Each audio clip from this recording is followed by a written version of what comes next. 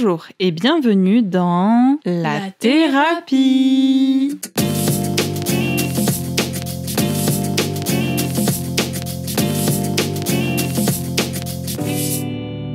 Pour l'épisode de ce mois-ci, on vous l'avait teasé un peu la dernière fois, on va donc parler de la K-pop. Majoritairement et de nos goûts, de nos expériences à ce niveau-là, puisqu'il y a énormément de choses à dire puisque nous sommes toutes les deux fans de K-pop, même si c'est venu à des moments différents. Alors, pour commencer, je vais faire une dévulgarisation de la K-pop. Souvent, on a tendance à dire que la K-pop est la pop coréenne, mais ce n'est pas le cas. Il peut y avoir de la pop coréenne dans la K-pop. Mais la K-pop est une industrie particulière qui suit des codes particuliers et c'est pour ça qu'on se retrouve avec des groupes qui ont différentes nationalités à l'intérieur, qui font des musiques totalement en anglais ou qui ont des styles qui n'ont rien à voir avec de la pop. On en reviendra plus tard. Alors que la pop coréenne, c'est juste une musique qui vient de Corée, qui a été produite en Corée, mais qui ne suit pas forcément toutes les règles que la K-pop suit, comme avoir un temps de trainee, donc s'entraîner dans les domaines demandés, avoir le statut d'idol, donc qui n'est pas seulement être chanteur, mais aussi être acteur, mannequin, danseur et tout. Donc voilà, la différence entre K-pop et pop coréenne. Et donc ma première question sera, quand as-tu découvert ce concept-là, Léa, et étais-tu au courant qu'il y avait une différence entre K-pop et pop coréenne?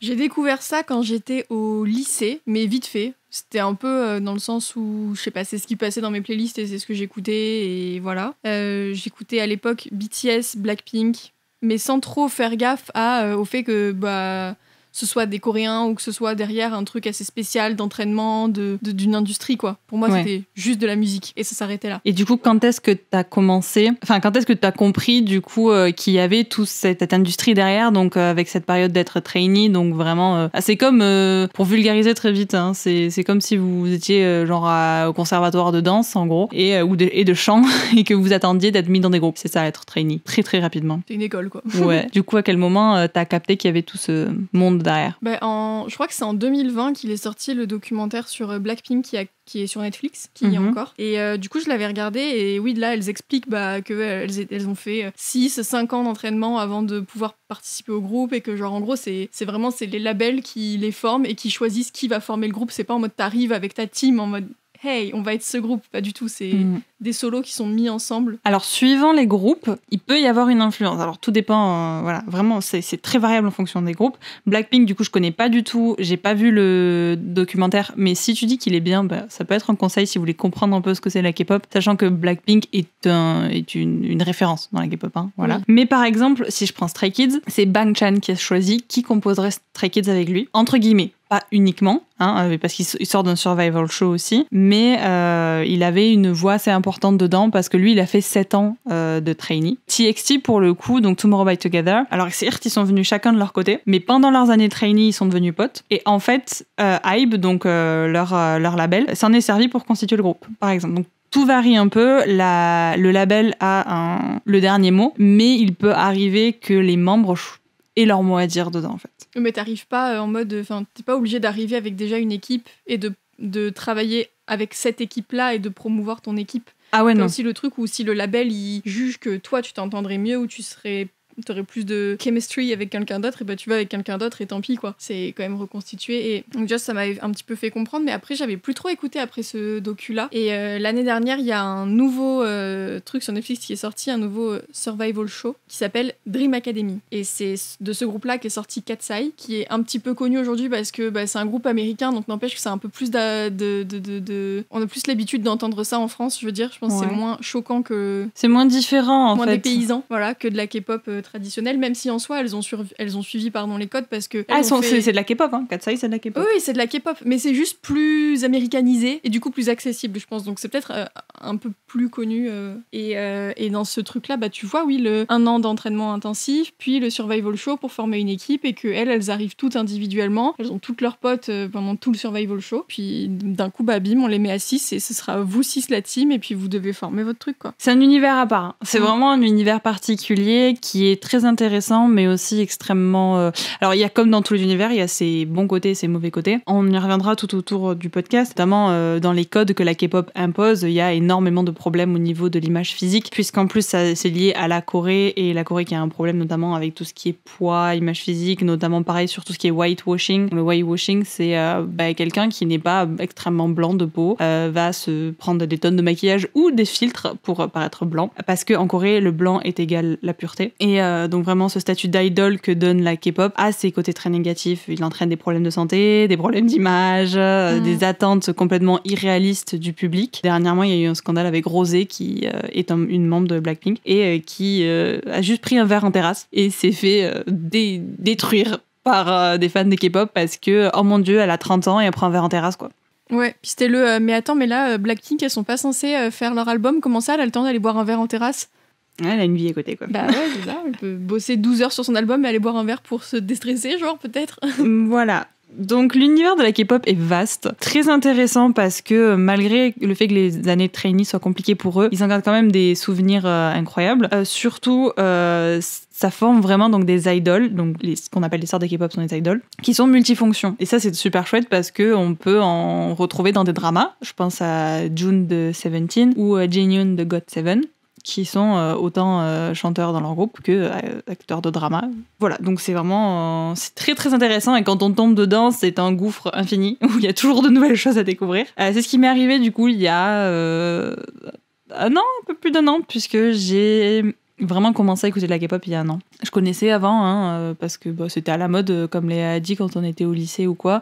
J'avais entendu parler de BTS et de Blackpink, mais je ne m'étais jamais penchée sur l'écoute parce que c'était peut-être trop pop pour moi. Faut savoir que je viens d'un milieu où j'ai grandi, les musiques qui passent à la maison c'était genre Linkin Park, Coldplay était le truc le plus pop qui passait, Imagine Dragon, tout ça quoi, donc c'était pas trop le délire. Et l'année dernière j'ai découvert Stray Kids grâce au Met Gala et je me suis dit faut pas mourir bête, faut aller écouter. Et j'ai pris le groupe qui fait le moins qui fait le moins de chansons K-pop standard honnêtement. Et aujourd'hui ça m'amène à la question suivante. Mon taux d'écoute de K-pop, honnêtement, sur Spotify, je pense que c'est 50-50 avec ce que j'écoutais avant, tellement ça a pris de la place. Ça en est où, toi ? Je pense que c'est plus que 50%, honnêtement. Ah ouais ? Ouais, je pense que j'écoute vraiment beaucoup ça. En vrai, je pense moi aussi, c'est possible. Ou 70-30, peut-être ouais, plus. Moi, ça peut être un truc comme ça. Parce que, moi, mes trucs Spotify, ils sont toujours un peu faussés, parce que j'en écoute beaucoup, genre, je sais pas, des musiques instrumentales et tout, pour quand je lis, quand je bosse, et ça m'énerve que ça compte dedans, parce que c'est des trucs que t'écoutes en mode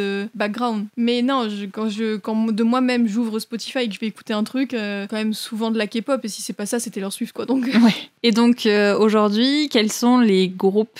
Parce qu'on toutes les deux, on écoute des groupes de K-pop différents, même si on s'influence. On a chacune des pattes qui sont particulières, on va dire, dans la K-pop. Ça vient probablement de ce qu'on écoutait avant d'écouter de la K-pop. Hein. Oui, c'est ça. C'est ce que t'écoutes dans la K-pop. Toi, ressemble plus au style de musique que t'écoutes de base. Exactement. Et pareil pour moi, en soi. Quels sont les groupes principaux que tu écoutes, toi, genre si tu dois faire un top 3 ? J'avais préparé un top 6, pas un top 3. Ah un top 6, mais donne le top 6. Moi, j'avais pas préparé de top, donc... Non, mon top 1, je pense... Je voulais pas les classer. Si, classe-les. Ils sont tous sur une marge d'égalité. Non, mais je pense que là, on n'est pas en mode de ce que tu préfères forcément ou quoi. C'est juste, factuellement parlant, qu'est-ce que tu écoutes le plus ? Mon top 1, je pense que ça restera le Seraphim. Parce que c'est... Je pense que c'est d'elle que j'écoute le plus de musique. Mes musiques préférées sont pas forcément d'elle. J'aimais beaucoup New Jeans l'année dernière, mais là j'avoue que j'ai un petit peu écouté à fond toutes leurs chansons et genre j'en peux un peu plus. C'est pas que c'est pas bien, c'est juste que quand t'écoutes trop un truc au bout d'un moment, voilà. Et vu que elles ont arrêté... on l'espère provisoirement. Il y a plus grand chose de nouveau qui sort, même rien du tout, donc c'est un petit peu passé en dessous. Mais New Jeans, c'est devenu mon top 2 artiste sur Spotify l'année dernière. Genre, il y a Taylor Swift, New Jeans. Et là, après la 3e marche du podium, ils sont 4 dessus, quoi. Ça fait beaucoup de monde, sachant que les groupes, ils sont 8 dedans. Mais les 6, fais un top 6. Fais un top 6. Ok, et donc il y aura TXT, il y aura Enhypen, il y aura Katseye et il y a Blackpink. Mais Blackpink, pareil, c'est en mode faut sortir un truc, là, ça fait depuis ça fait un moment. 4-5 ans qu'elles ont rien sorti. Elles ont un petit drama justement parce qu'elles font un concert, elles ont des concerts prévus, une tournée prévue, aucun album de sortie depuis 3 ans, à part des individuels. Ok, alors, voilà, donc ça va illustrer parfaitement la différence. Donc Léa, plus de la moitié de ce qu'elle a cité sont des girl groups, des K-pop. Et moi, j'écoute quasiment que des boys group, évidemment. Donc, ils sont des musiques un peu plus hard. Un petit peu plus. Un peu moins dans la pop traditionnelle qu'il y a. Le top 1, sans surprise, c'est-à-dire qu'en seulement quelques mois l'année dernière, il a dépassé Sabrina, Dove Cameron, pas Taylor Swift, mais ils ont dépassé, ils étaient en top 2 Spotify. C'est Stray Kids, évidemment. Top 2, actuellement, on est sur 17. Suite. Alors, je pense que Tomorrow by Together, il me fait le top 3 quand même, parce que j'en écoute beaucoup de eux. Et c'est là où on commence à retrouver dans des styles où on se correspond, on retrouve un peu plus, genre on faisait un peu plus vers la pop, sachant que Stray Kids va être un peu plus dans le R&B, hip-hop, voire un peu rock. Suite en top 4, j'ai eu ma période GOT7, mais je pense qu'en ce moment, j'écoute plus N-Hypen. Donc, 4 et 5, ça sera entre N-Hypen et GOT7. Et le top 6, il est là, mon petit girl group. C'est aespa. Voilà. Oui. Donc, qui est un groupe que aussi Léa écoute, mais qui, de suite, est moins dans les musiques un peu mignonnes. Elles en voient un petit peu plus. Quand on prend Whiplash ou Supernova, voilà quoi. Donc, c'était notre petit top 6 des groupes que nous écoutons. Et on vous a préparé, mais pour la fin de l'épisode, quand même, des recommandations de nos musiques préférées. Mais pour les avoir, il faudra rester un peu jusqu'à la fin. Voilà. Pas vous tout donner de suite. Et non. Je te propose de partir sur la K-pop et l'effet que ça a. J'ai trouvé ça intéressant de lier avec ce qu'on disait par rapport à Taylor Swift au podcast précédent, que ça avait influencé plusieurs générations et on l'aimait beaucoup parce qu'elle avait une certaine sensibilité à retracer les émotions des gens. La K-pop, elle a quand même, quand on regarde les fanbase, elle a quand même un sacré impact, mais pas uniquement au travers de la musique, parce que beaucoup, ils sont connus à l'international et très peu de gens parlent le coréen, même si toutes les musiques sont pas en coréen, mais quand même ils ont un impact énorme sur ces fanbases, dans le sens où on en trouve beaucoup qui disent vous avez sauvé, ou par qui vous êtes, vous m'avez sorti d'une passe sombre, etc. Parce que être idol de K-pop, c'est pas simplement être sur scène, chanter ou faire des fan signs, donc des regroupements où on rencontre les fans et ils signent des autographes. Être idol de K-pop, c'est aussi être sur Weverse, donc comment décrire Weverse? C'est Twitch, mais pour les idoles, quoi. Faire beaucoup de variety shows qui sont disponibles sur YouTube, où certes, eux, ils vont avoir des petites mises en scène, mais ils vont aussi avoir la possibilité de montrer leur caractère tel qu'ils sont, toujours avec une marge. Hein. Suivant les groupes, c'est différent. Le variety show de Tomorrow by Together s'appelle To Do. C'est pas du tout le même variety show que 17 qui s'appelle Going 17. Il y en a un, il est un peu plus retenu que l'autre. Genre vraiment, il y en a un, ils ont oublié leur image d'idol derrière. Je trouve ça intéressant du coup de montrer que finalement, même si on comprend pas forcément ce que les musiques disent, il y a quand même un impact énorme sur les fans. Rien que les personnes qui sont, ils arrivent à remonter le moral des gens, quoi. Tu vois, il y a des gens, ils se sentent proches d'eux. Parce qu'ils ont un côté beaucoup plus humain, beaucoup plus accessible aussi. C'est ça, et ça c'est vraiment une image que la K-pop véhicule en fait via tous ces variety shows, via les fine signs. Après ça a ses côtés sombres parce qu'on a des idoles qui n'arrêtent jamais de travailler. Genre ils enchaînent les tournées, hein. C'est-à-dire que là Stray Kids termine sa tournée mondiale en juillet je crois. Enfin août, ils en ont déjà annoncé une pour 2026. Ah oui d'accord. Et dans tout le monde aussi. Mondial. Oh oui. Ouais. Oui, puis en soi, c'est ça. Même quand ils rentrent, du coup, ils doivent être actifs sur leurs réseaux sociaux, même si je sais pas si c'est vraiment eux qui gèrent leurs réseaux, mais... Si. En fait, ça s'arrête jamais, quoi. Ouais. Ils ont toujours un truc qu'ils doivent faire, sur lequel ils doivent être actifs, et surtout un truc qui est public. C'est ça. Donc c'est très compliqué d'avoir une vie privée. Et je pense que c'est de là aussi que vient la fascination et beaucoup de drama, comme on parlait tout à l'heure, parce que t'as l'impression de voir une partie de leur vie, vu que tu les vois tout le temps, mais c'est pas leur vie privée, et c'est tellement secret que ça devient malsain, mais il y a plein de fans qui veulent savoir à quoi ressemble leur intimité, leur vie privée, parce qu'ils en donnent tellement que la barrière, au bout d'un moment, elle est dure à mettre, quoi. Ouais, c'est exactement ça. Là, il y a eu un petit drama comme ça au niveau de 17. Donc 17, c'est un groupe qui a commencé en même temps que BTS, en fait. Hein. Ils ont fait 10 ans cette année, sauf que les idoles de K-pop masculins sont soumis à quand même au service militaire de 2 ans obligatoire en Corée. 17 est un groupe où ça y est, ça commence, ils y partent. Et l'année dernière, on a Jonghan, le second plus vieux, qui est parti. Et là, cette année, il a fait une cérémonie militaire, somme toute cérémonie militaire. Il y avait une fan, donc on appelle les Saseng, qui sont les fans hardcore, mais complètement folles, quoi, qui les suivent, qui les traquent, tout ça, qui était en train de le prendre en photo, mais qui était en train de courir sur la piste en mode complètement taré. Tant et si bien que Jonghan a dû sortir de la cérémonie militaire avant. Oh. Wow. Et tu le vois en fait à un moment donné, il est dans les rangs, tout le monde fait ça, et il y a la vidéo de tu vois Jungkook qui il a un peu marre, il sort, il fait demi-tour, il part et il est exfiltré quoi. Et en fait c'est ça, comme tu disais, il y a le problème c'est qu'on se sent tellement proche d'eux parce qu'ils sont assez vrais, ils sont présents, ils ont une interaction en fait qu'on n'a pas forcément avec Taylor Swift ou avec Sabrina Carpenter, pour ne citer que les deux qu'on a cité la dernière fois. Du coup il y a des gens qui n'arrivent même plus à penser que ça reste des êtres humains et qu'en fait ils méritent tout autant d'avoir une vie privée à eux vraiment et de ne pas être juste transparent. Il y a aussi, moi j'ai appris ça mais genre il y a 2 jours, je sais pas si tu le connaissais, la no dating rule till 30. En gros les idoles de K-pop, principalement masculins de ce que j'ai compris, mais je suis pas sûre, hein, n'ont pas le droit de sortir avec quelqu'un avant leurs 30 ans, ou du moins publiquement, selon les labels. Je savais même pas que c'était jusqu'à 30 ans. Pour moi, c'était tant qu'ils étaient idoles, ils n'avaient pas le droit d'avoir une relation ouverte, en mode relation que le public peut voir, quoi. Moi là, j'ai vu le truc no dating rule till 30. Je sais pas si c'est véridique. J'ai pas des preuves affirmées, mais ça m'étonnerait tellement pas. Moi, ça m'étonnerait pas non plus. Déjà, d'un point de vue, parce qu'il faut avoir le temps, hein, de date des gens quand tu vis... à 1000 à l'heure, littéralement. Surtout pour les boy groups, il y a comme une grosse partie de leur audience qui vient, les fans un peu folles, mais du coup celles qui dépensent beaucoup d'argent pour eux, c'est des fans qui s'imaginent en couple avec, quoi. Ah oui. Donc si on te dit ton idol préféré il est en couple avec telle meuf, déjà la meuf elle va se prendre le pire harcèlement de sa vie, je pense. Et au-delà de ça, ça cassera le truc de cet homme est libre et je peux le conquérir, quoi. Donc je pense qu'ils ont tout intérêt à avoir une image où il reste célibataire. Oui. Juste avant de faire la transition parfaite que tu m'as amenée parfaitement là, génial, genre merci. Mais juste avant, est-ce que tu savais que les girls group marchent mieux que les boys group? Ça m'étonne pas. Parce que les girls group ramènent autant de fans féminins que masculins, alors que les boys group c'est quasiment que des féminins. Oui. Voilà, c'était la petite info. Ça m'étonne pas parce qu'en plus, ça dépend des groupes. Il y en a quand même beaucoup, elles sont ultra sexualisées. Ah ouais. Les mecs, pareil. Hein. Attention, je suis pas en train de dire que ça va que dans un sens. Je pense que la sexualisation qui est faite sur les girls group est un chouïa plus malsaine parce que la plupart du temps, elles ont 16 ans. Ah ouais, là, il y en a une, elle a commencé. Le nouveau groupe de SM Entertainment, elle a 14 ans. J'ai vu. Je suis choquée. Je trouve qu'il devrait y avoir un âge minimum quand même. Oui, c'est pas tous les labels qui font ça. Ouais, mais même, tu vois, même pour être trainee, il faudrait un âge minimum parce que rien que dans le docu de Katseye, là, du coup, il y a une fille qui est coréenne dans Katseye qui, quand elle est arrivée pour faire les auditions pour faire partie du groupe, disait qu'elle avait déjà suivi 3 ans, je crois, d'entraînement en gros en Corée. Et quand elle est arrivée dans Katseye, là, elle avait 15 ans, 16 ans peut-être. Et donc ça veut dire qu'elle a commencé à être trainee entre 12 et 13 ans. Ouais, c'est abusé. Et ça veut dire que t'es complètement drop out of school.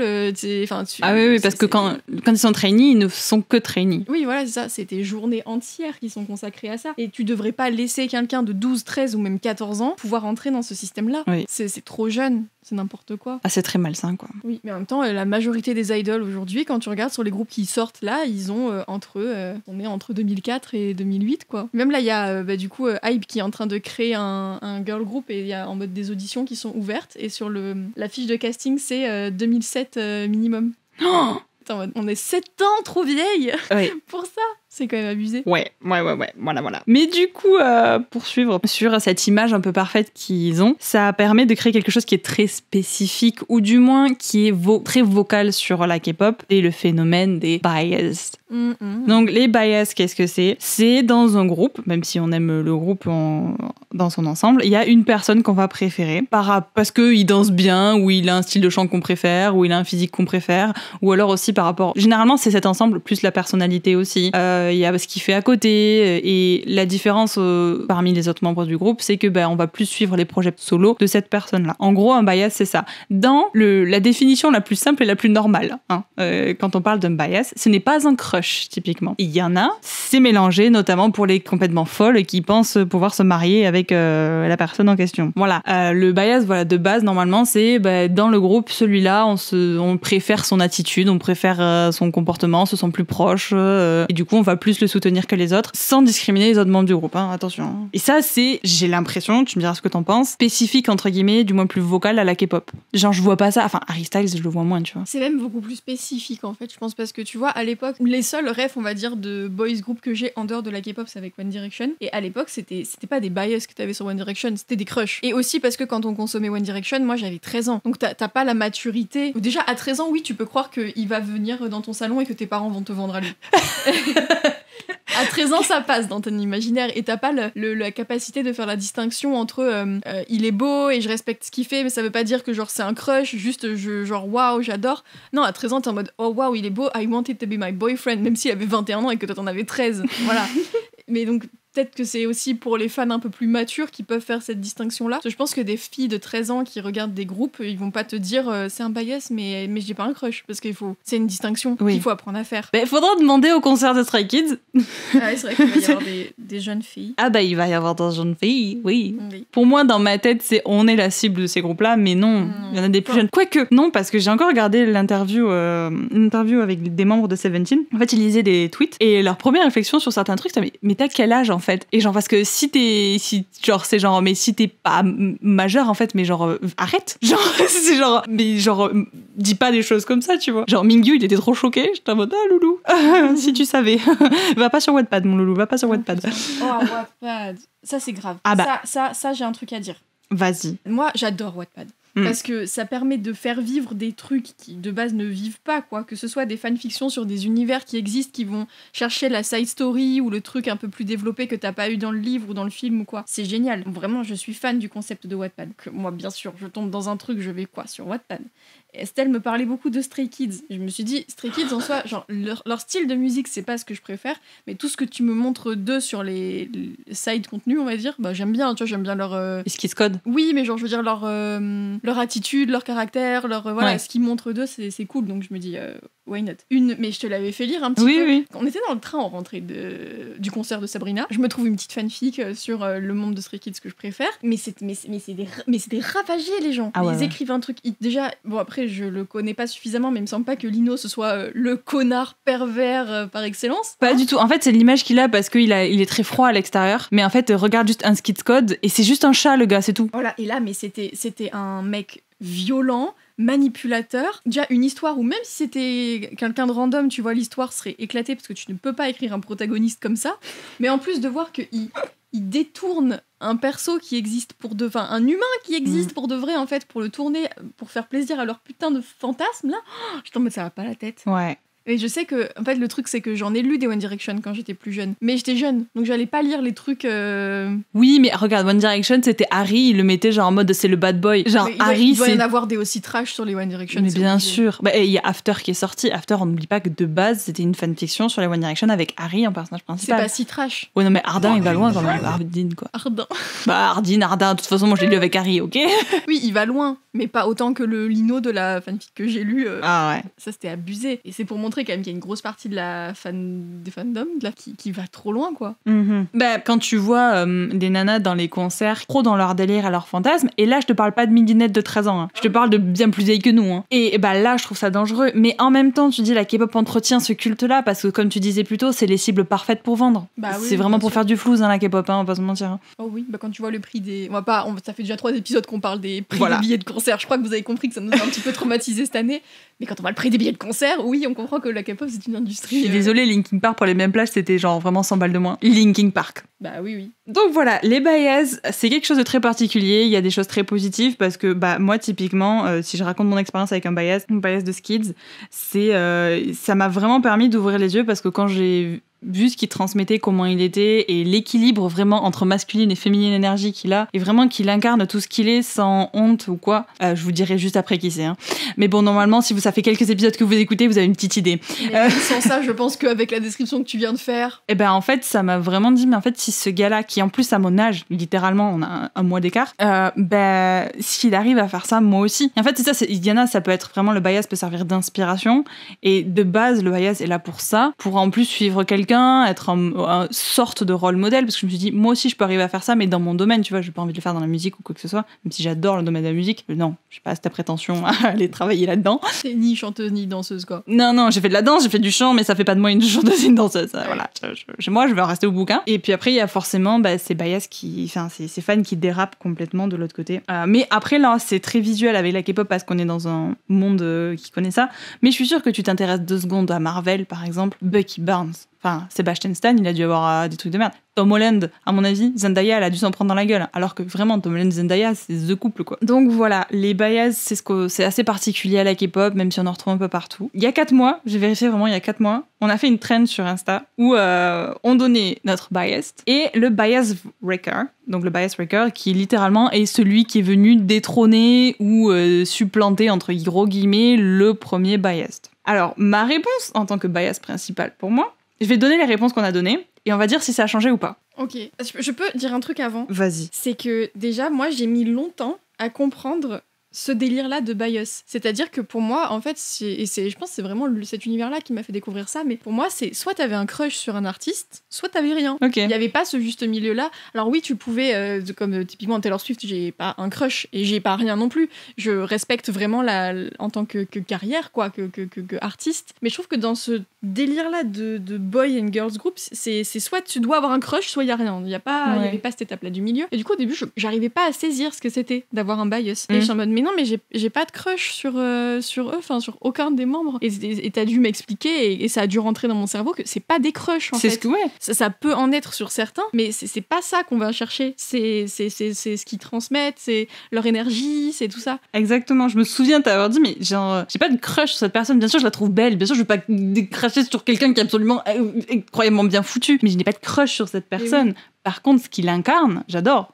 Et je soutiens ça. Mais du coup, je comprends encore plus pourquoi tu penses que les bias, c'est très spécifique à la K-pop. Parce que c'est vrai que cette nuance-là de juste tu suis quelqu'un pour son inspiration et pas pour le gros crush, je le vois difficilement ailleurs. Et du coup, c'est pour ça que j'ai eu du mal, parce que vu que j'écoute une majorité de girl group et que du coup je pensais que bias c'était crush, et que de par mon orientation sexuelle je n'ai pas beaucoup de crush sur des femmes, n'est-ce pas? Mais du coup j'étais en mode, je peux pas avoir des bias dans des groupes de filles, donc du coup vu que j'en écoute quasi que ça, j'ai pas de bias en fait, c'est pas possible. Et en fait si, tu peux très bien avoir un bias sur une fille en aimant les hommes dans ta vie, ce n'est pas une attirance, c'est vraiment un truc à séparer, quoi. Bon, il y en a, elle mélange tout. CF, ce qu'on a dit 2 minutes.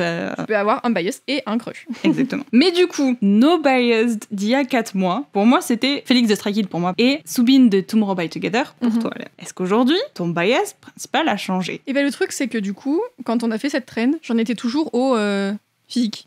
Oui. On va dire. Et Soobin, il est très beau, il y a pas de souci. Mais je n'ai regardé aucun contenu en soi. Je ne sais pas, en fait, comment il est. Donc, je peux pas te dire. J'adore leur musique, et Soobin, je vois juste sur Insta, quoi, qu'il a l'air de prendre en maturité, d'être un bon leader et tout, ça a l'air très cool. Mais j'en sais pas plus. Alors que quand tu regardes, justement, des filles de girl group, j'en ai beaucoup plus regardé, et il y en a beaucoup où j'admire plus leur parcours. Du coup, voilà, c'est ça. Mais ça prend du temps à rentrer dans ta tête. Quand tout ce qu'on te montre de l'industrie, mais même pas que musical, c'est tu dois avoir un crush sur telle ou telle personne, et pas juste respecter leur chemin de vie. Et du coup, non, dans les meufs... genre, à la réponse, quel est ton bias K-pop, tu réponds quoi? Je pense que je dirais Yoonjin de Seraphim. Oh.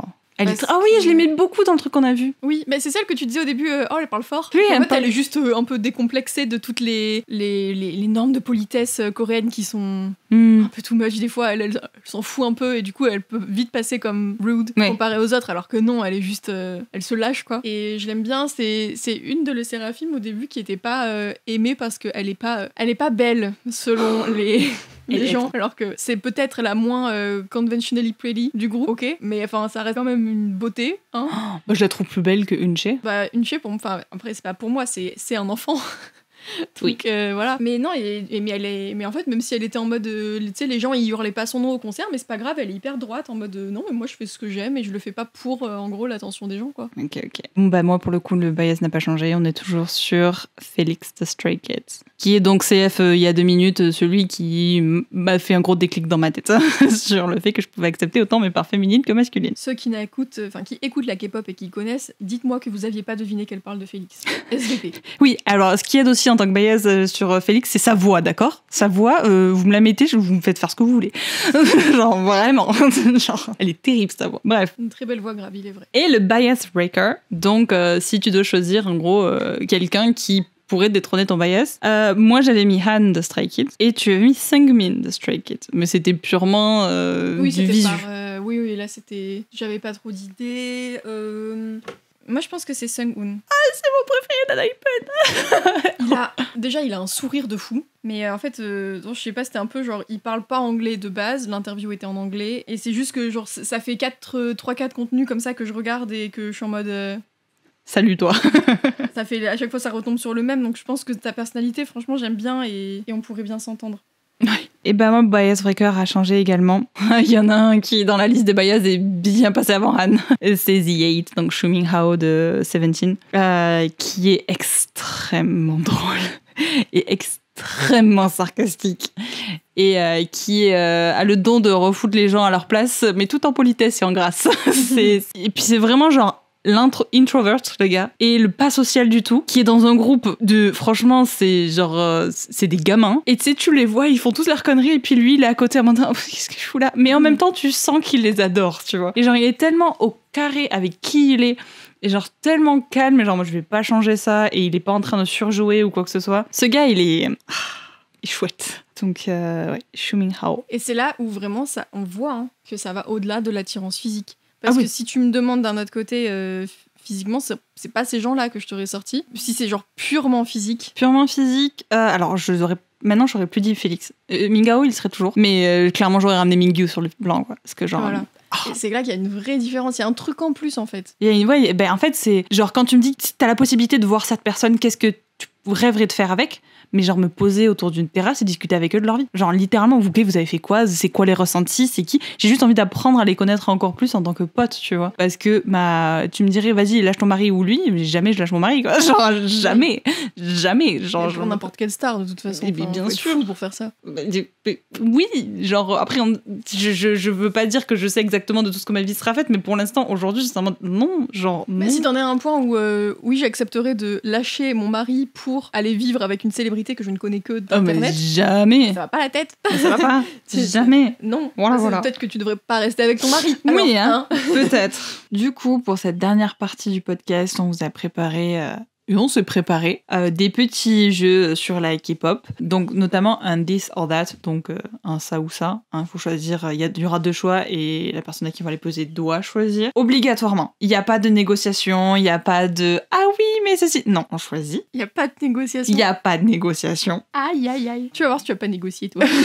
Voilà, justement, j'en ai préparé de mon côté, Léa en a préparé de son côté, et on ne sait bien évidemment pas ce que l'autre a préparé, sinon c'est pas drôle. Et à la fin, à la toute fin, on vous donnera, alors moi j'en ai 5, mais je pense que tu galéreras pas à en trouver 5 recos de musique qui pourraient être bien, soit pour commencer, soit par curiosité, soit pour découvrir un peu les styles. Oui, on va pas avoir forcément le même style en plus, c'est ça qui est bien. Ouais, vraiment, je pense pas. Donc si jamais vous êtes curieux, vous aurez au moins 10 titres sur lesquels brasser énormément de styles de K-pop. On pourra peut-être faire une playlist où on en met plus, qu'on vous mettra en bio. Je crois qu'on peut mettre en description de Spotify aussi. Comme ça, vous pourrez aller écouter la playlist et voir si ça vous plaît. Carrément. Ok, donc premier this or that. Aller au concert de Tomorrow by Together en carré or ou aller au concert de Enhypen mais en fausse. Ah, en fausse, ça m'aide pas. Hein. Je sais. Je sais. C'est sûr. Franchement, déjà, je rêve de faire un concert en carré or pour l'expérience. Ça doit être trop bien. Et Enhypen, moi, c'est leurs danses qui sont trop bien, je trouve. Donc, si c'est pour pas les voir parce que je suis en fausse et que soit je suis trop petite ou j'ai fait un malaise, oui, il y a pas trop d'intérêt. Donc, non, je préfère TXT en carré or. Okay. Parce que carré or. Ouais. Mais je préférais voir Enhypen en concert. Je sais. Un dîner avec Félix ou participer à un Going 17 avec tous les membres de 17. Mais participer à un Going 17 avec tous les membres de 17, je pense que ça serait la plus grosse rigolade de ma vie. Je pense que je n'arriverais pas à en placer une, tellement ça serait drôle. Alors qu'un dîner avec Félix, tu pourrais parler pendant genre 4 heures mais avec bien lui sûr, de la vie. Mais bien sûr. Mais alors, on va faire un très simple. J'adore Félix, c'est mon ultimate bias. Génial, on pourrait parler de beaucoup de choses, etc. Ça serait trop cool. Mais un Going 17, normalement, s'ils sont là tous les 13, parce que il y a The 8, il y a Wonwo, il y a Mingyu, il y a DK, il y en a beaucoup trop. Il y en a beaucoup plus de bias réunis. Il y a Jonghan. Et t'aurais peut-être pas beaucoup le temps d'interagir avec eux. Mais non, mais c'est pas, j'aurais pas le temps, c'est sûr, parce que je passerais mon temps à rire. Franchement, genre, c'est tellement drôle. Les Going 17, honnêtement, j'adore Skid Squad, donc l'émission de variété de Stray Kids, mais Going 17, c'est vraiment genre... Même il y a des fois, je me dis, je sais pas quoi faire, j'ai le moral un peu bas, je regarde un Going 17, je suis en mode, putain, mais il y a vraiment des gens, ils sont cons. Genre, l'image d'idol, eux, ils ne l'ont plus. Les chansons à un stade, pas les couilles. Donc je pense que clairement film Going 17. Dans un monde où je parle coréen, bien sûr. C'est sûr que si tu mets les règles en mode tu ne parles pas coréen, alors j'irai dîner avec Félix parce que du coup vu qu'il est australien, ce sera plus facile d'interagir avec lui. Voilà. Ok. Alors moi j'ai rencontré Blackpink ou rencontré le Seraphim. Blackpink, quand même, parce qu'elles ont une carrière de fou, quoi. Ouais. Et je pense que c'est parce qu'elles ont toutes fait des albums solo aussi, mais aujourd'hui elles ont plus leur individualité chacune. Et du coup, à la fois tu rencontres un groupe, mais tu rencontres aussi 4 personnes différentes, là où les Seraphim, j'ai encore cette image, moi, c'est un groupe. Genre individuellement, qu'est-ce qu'elles aiment, qu'est-ce que c'est leur style de musique à elles, tu vois, qu'elles feraient solo. Je sais pas. Donc non, je dirais Blackpink quand même. Bah, les Seraphim, ça fait du coup que 2 ans qu'elles ont débuté. Parce que il y a un variety show, d'ailleurs je vous le conseille si vous voulez voir, c'est très drôle, qui regroupe pas mal de groupes. Donc dedans il y a Seventeen, Enhypen, TXT et le Seraphim. Ben venez de débuter et ça date d'il y a 2 ans. Would you rather be main dancer or main singer in a group? T'as le talent qui va avec, hein, bien sûr. Oui, bien sûr. Oui, tous ces descendants sont hypothétiques. Bien sûr. Je pense que moi, je choisirais main singer. Parce que même si j'aime beaucoup la danse et de ce que je vois des différentes équipes qu'il y a dans les groupes de K-pop, la danse est moins éprouvante et plus éprouvant que le chant, pardon. Et en fait, genre, justement, l'équipe danse de Seventeen, ils passent leur temps à se plaindre en mode, mais on doit répéter littéralement tous les jours. Et puis, je pense que le chant, me correspond plus que la danse. Je gérerais plus. J'aurais plus de choses à faire à mon niveau. Oh mais là, genre si tu choisis main dancer, t'es le meilleur danseur que la Terre n'a jamais connu. Hein. Et main singer, t'es la meilleure chanteuse que la Terre ait jamais connue. Genre, le talent vient avec le poste. Oui, mais le chant quand même. Clip de Bite Me de Enhypen ou Anti-Fragile de Seraphim. Genre quoi, voir le clip ou être dans le clip? Juste, il faut choisir entre les 2 clips. Okay. Parce que je sais que t'aimes beaucoup Anti-Fragile. En fait, je préfère Bite Me en termes de chanson, mais le clip de Anti-Fragile, il est... Il me semble que c'est la musique que t'avais mis, genre meilleure vidéo que tu préférais dans le... Oui, c'est pour ça que ce clip, je l'adore. Il est trop fluide, il est trop bien. Non, je pense que je choisirais comme le clip d'Anti-Fragile. Ok. Est-ce que tu préfères que Stray Kids écrivent une chanson à propos de toi ou écrire une chanson pour Stray Kids qui devient genre leur main song? Je préférerais qu'ils écrivent une chanson pour propos de moi. Il y a plus... Genre déjà parce que l'unité qui écrit les chansons chez Stray Kids, elle est balèze. Parce que c'est vachement plus cool de dire « Ah, bah cette chanson, genre, elle est à propos de moi, mais j'en ai rien à foutre que ce soit main ou pas main, tu vois. Genre, tu sais que la chanson, elle t'est dédiée. Plutôt que moi écrire une chanson et dire « Ah, c'est leur préfet, etc. » Parce que les gens... Malheureusement, les paroliers, compositeurs et tout, c'est pas les plus reconnus alors qu'ils font un taf de dingue. Et la dernière, pour moi, c'est Like Jenny ou Number One Girl. Number One Girl. Incroyable, c'est ouais, elle est incroyable. Le clip de Like Jenny, l'attitude, tout ça, c'est fou, mais Number One Girl, ça reste... Même si j'aime bien tout ce qui est... c'est très propre à la K-pop aussi, mais tout ce qui est choré hyper stylé, et musique énergique, etc. Je reste quelqu'un qui aime les chansons posées, que tu peux chanter, / hurler, par exemple. Et donc Rosé, quand elle a sorti ça, elle m'a donné du pain, quoi. Ah bah là... Mais oui, Rosé, cœur sur Rosé. Ouais, vraiment. Passons à nos 5 recommandations qui, moi pour le coup c'est vraiment mes 5 musiques faves de K-pop. Je dois faire un top 5, elles sont dedans. Mais c'est une bonne, vraiment ça brasse beaucoup de types, du coup, donc tant mieux. Mais moi pour commencer, je pense que c'est une des premières musiques de K-pop que j'ai écoutées, et c'est une ancienne un peu, de Blackpink, une de leurs anciens albums, il s'appelle Doudoudoudou. Je connais pas. Doudoudoudou. Et très rythmique, très cool, et c'est là que j'ai un peu découvert le fait d'avoir les danses qui vont avec, qui marchent vachement bien avec la chanson, forcément parce que c'est fait pour, et genre c'est la première, je pense, chanson de K-pop que j'ai écoutée à l'époque, que j'ai trop aimée. D'ailleurs, dans les recommandations, si vous voulez vraiment aller les écouter après les musiques, je vous conseille vraiment de regarder, enfin on vous conseille, je pense que Léa aussi suit, les clips, parce que, alors c'est quelque chose qui se perd de regarder les clips. C'est vrai que la K-pop a la particularité, vu que ce ne sont pas uniquement des chanteurs, d'avoir vraiment un show et des chorégraphies qui sont extrêmement belles et extrêmement bien travaillées. Après, suivant le groupe que vous regardez, il y a les techniques qui varient, et etc. Vraiment, regardez les clips. Et là, pour le coup, moi, je sais que toutes celles que que je vais vous donner en recommandation, elles ont vraiment toutes les clips qui suivent et les danses. Ça qui est fou aussi, c'est qu'ils clippent quasi toutes les chansons de leurs albums mainstream, pas les petits albums qui sortent à côté, mais... C'est vrai qu'on ne l'a pas dit, ça. Contrairement à ce qu'on a l'habitude d'avoir un artiste sort un album, un gros album, quoi, genre... tous les ans et demi. Voilà. Harry, dépêche-toi, il nous manque un album, là. Clair. En K-pop, ils font plusieurs, ce qu'on appelle des comebacks, donc des retours avec des albums, et c'est pas forcément des gros albums avec plein de titres dedans. Ils appellent, font ça des mini-albums où vraiment on va avoir 4-5 titres dedans. Donc en fait, ils produisent énormément. Oui. Alors voilà, première musique que je vais vous recommander, c'est de Stray Kids et c'est ma musique préférée, je pense, de K-pop. Pour l'instant, c'est Maniac de leur album Ordinary. C'est pas la première que j'ai écoutée de eux, mais c'est vraiment celle qui m'a fait dire oh là, oh là vous, j'aime ce que vous faites, genre vraiment. On l'a signé tout à l'heure, mais ce sera Antifragile de Les Séraphim. C'est une chanson que j'adore, le rythme est trop bien, m'en lasse pas, j'aime bien. Moi je vais y aller avec Super. Donc de Seventeen, pareil, la danse dessus, elle est folle. C'est ma musique préférée de Seventeen pour le coup. Maestro est pas loin. Le clip est... Oh, la danse... Et en plus, je suis désolée, mais The8, il a un passage où il est en mode « Oui, monsieur !» Il est vraiment bien l'honneur, donc je suis contente. C'est Touch de Katsai. Je trouve qu'elle marche parfaitement. Notamment là, en fait, elles essayent plein de trucs différents. Je sais pas si t'as entendu Gnarly. Si, tu me l'as fait écouter. N'a aucun sens. Je sais pas du tout aimé. En fait, non. Je l'ai écouté la première fois, j'étais en mode... Qu'est-ce que c'est cette chose? Et en fait, c'est plus tu la vois, plus tu l'entends, plus tu l'as dans la tête, plus Ça m'a fait ça avec Chick Chick Boom de Stray Kids. Au départ, j'étais en mode à l'aide, parce que l'album Dominate est vraiment différent de ce qu'ils ont fait des autres. Et puis à force d'entendre, j'adore cette musique. Un peu ce qui leur est reproché en ce moment, c'est que les musiques qu'elles font, c'est des trucs qui avaient été vendus à d'autres artistes auparavant. Et là, elles en ont sorti une qui s'appelle Gabriella, qui est tellement du style de Camila Cabello. Ok, d'accord. C'est flagrant, quoi. Et du coup, c'est un peu... Et moi, c'est ce qui me manque un peu pour l'instant sur elles, c'est quoi leur patte, elles? Qu'est-ce qu'elles aiment, tu vois? Qu'est-ce qu'elles feraient, elles, de leur création? C'est pour ça que pour l'instant, oui, c'est mainstream, c'est tout ça, mais il n'y a pas leur personnalité. Ok. Moi, j'ai continué avec Chasing That Feeling de Tomorrow by Together, qui est... Je sais pas si c'est ma préférée Tomorrow by Together, mais aussi, je pense que c'est ma préférée Tomorrow by Together. Elle est vraiment très, très, très, très chouette. Le clip est what the fuck. Genre, le clip, il est... Ah bon, quoi? Et vraiment, la musique est très, très cool. Moi, pour n'en choisir qu'une, je dirais Drunk Dazed de Unhypen. C'est la première que j'ai écoutée d'eux, que j'ai aimée, qui m'a fait après m'intéresser au groupe. Donc je l'aime vraiment beaucoup. Et je ne citerai qu'elle. Mais ça ne veut pas dire qu'il n'y a qu'elle. En gros, elle est Unhypen. Voilà, c'est ça. Alors du coup, moi je vais mettre une récente, découverte récente, mais elle est récente aussi, je l'ai appris en la découvrant qu'elle était récente. Whiplash de aespa. Elle est dingue. Franchement, vous voulez vous sentir badass? Écoutez ça.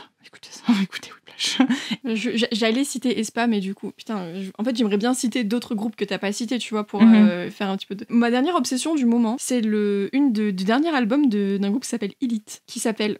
c'est du coréen, faut que je le dise. 빌리운 고양이. Do the Dance. Je sais pas, un peu con, et moi j'aime bien. Non, elle a une rythmique trop satisfaisante et qui rentre bien dans la tête. Le clip est un peu décalé aussi. Je me suis pas du tout intéressée à Elite, genre je sais pas combien elles sont, je sais pas depuis quand elles sont là, je sais juste que... Mais non, c'est tout un nouvel album qu'elles ont sorti là, et en vrai j'en ai écouté 2 ou 3 de l'album, et à chaque fois j'aime bien, donc à voir. Moi je vais dire Back to Me de The Rose. Donc The Rose est un groupe en soi de K-pop parce qu'ils ont suivi vraiment une formation d'idol, mais ils font clairement du rock. C'est clairement du rock, il y a très peu de pop dedans. C'est un groupe que je découvre petit à petit. Genre en fait, je découvre quelques musiques, je suis en mode ah ouais c'est chouette, et puis genre j'ai une grosse pause, et puis je reviens, j'en découvre d'autres, je suis en mode ah ouais c'est vraiment cool, ah oui c'est eux qui font ça. Et Back to Me de The Rose, elle est très très très très très cool. Il y a une phrase que le gars il dit avec son accent, je sais pas lequel, parce que je les connais pas du tout. En plus, ce qui est très chouette, c'est que pour le coup, ils ne font pas de danse, puisque ce sont des musiciens tous. Okay. Donc c'est vraiment genre un groupe de musique. Qui ont quand même fait un entraînement K-pop. Ouais. Donc ils savent danser en soi. Juste ils choisissent de pas le faire. Ouais. Et ils vraiment produisent leur truc et tout. Et franchement, ils sont... Back to Me, c'est la première que j'ai écoutée d'eux avec She's in the Rain. Mais Back to Me est vraiment très très très très cool. Ce sont nos recommandations. Si vous allez les écouter, n'hésitez pas à nous le dire. Lesquels vous avez préféré. Oui. Si vous écoutez de la K-pop, dites-nous si vous êtes plus girl band, boys band. Oui. Vos chansons préférées. Les deux, ouais, vos chansons préférées, vos groupes préférés, vos biased. Mais oui, bien sûr. Mais dites-nous vos bias. Oui. Parce que... Qu'auriez-vous répondu au This or That que nous avons fait? Oui, tout à fait. Et puis on se retrouve le mois prochain. On a très légèrement abordé le thème du mois prochain dans cet épisode-là.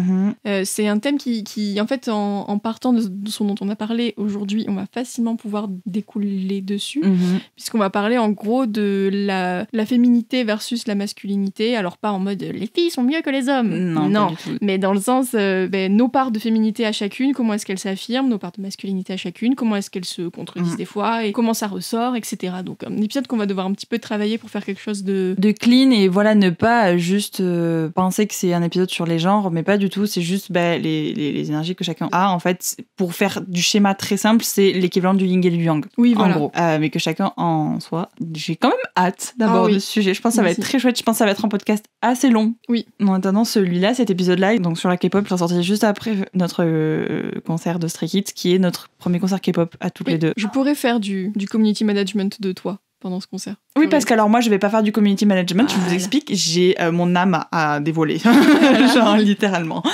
J'aurai plus de présence d'esprit. Du coup, n'hésitez pas aussi à nous dire votre commande café. Qu'est-ce que vous avez eu ce mois-ci? Qu'est-ce que tu as pris, genre, dernièrement en café? Un café latte glacé avec du lait d'avoine. La même chose, un puisqu'on a pris classique. On n'a pas ensemble. été très original sur ce coup-là. Non, mais... Mais j'ai pas goûté de trucs nouveaux ce mois-ci en tout cas. Moi non plus. Je suis vraiment... En fait, là, on rentre dans les périodes chaudes et le café latte glacé... Ouais, c'est un go-to. Ouais. Ouais. Donc, on vous souhaite une bonne journée, soirée, peu importe quand vous l'écoutez. Un bon été. Un bon été. Buvez beaucoup, parce qu'il D'eau. fait chaud. D'eau, parce que le café, ça déshydrate. Pas d'alcool. Oui. Et puis, à bientôt. À bientôt.